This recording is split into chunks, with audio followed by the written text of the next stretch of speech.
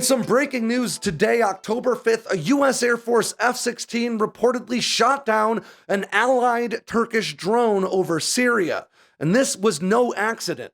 According to multiple defense officials, this Turkish drone was operating in close vicinity to American troops and American-backed Syrian Democratic Forces. And after multiple attempts to warn it away failed, the decision was made to shoot the drone down. Now, this is far from the first time the United States has found itself stuck in the middle of an ongoing conflict between Turkey and Kurdish forces operating in Syria near the Turkish border. Now, these Kurdish forces are part of the broader Syrian Democratic Forces that the United States has been supporting for years in the fight against ISIS and other extremism in the region. But from Turkey's perspective, the Kurdistan Workers' Party, or PKK, is a terrorist organization.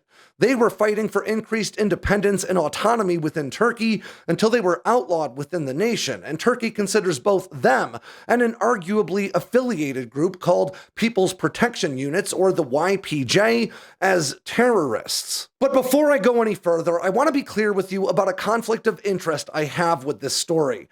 Turkey is an American ally and a member of the NATO alliance. But in my very short time in Turkey, I did not have a positive experience.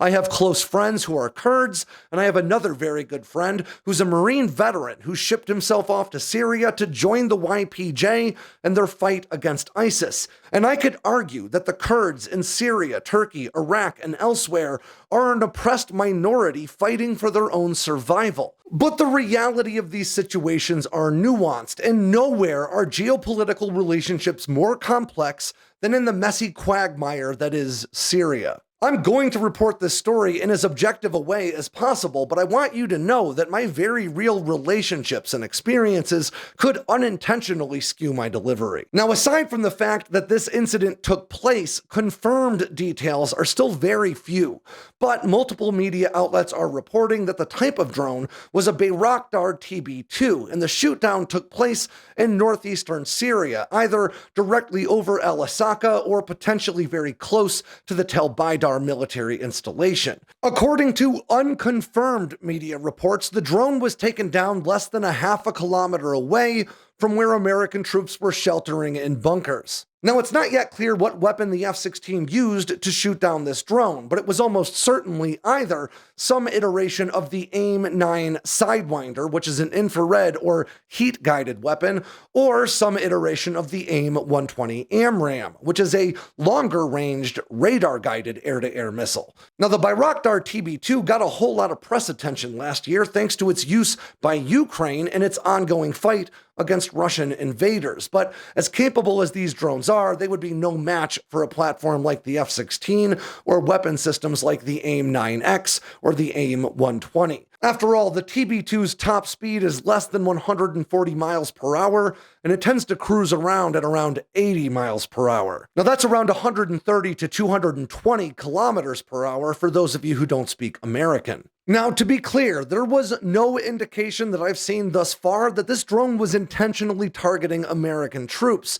U.S. officials have said that it was just operating in an unsafe manner in close vicinity to their forces, and Turkey thus far has denied that this drone belonged to them at all, although U.S. forces have confirmed that it did. According to Pentagon spokesperson Brigadier General Patrick Ryder, the drone was flying into very clearly delineated U.S. restricted airspace, and that the American F-16 was well within its rights to shoot it down. Now, Ryder referred to this as a regrettable incident, and according to media reports, Defense Secretary Lloyd Austin has already spoken directly with Turkish officials about this matter. Now, this incident comes after a whole series of airstrikes launched by Turkey against PKK installations and facilities following a suicide bombing in Ankara, the capital of Turkey, last weekend, which was claimed by Kurdish extremists. For its part, the United States has around 900 troops operating in Syria, supporting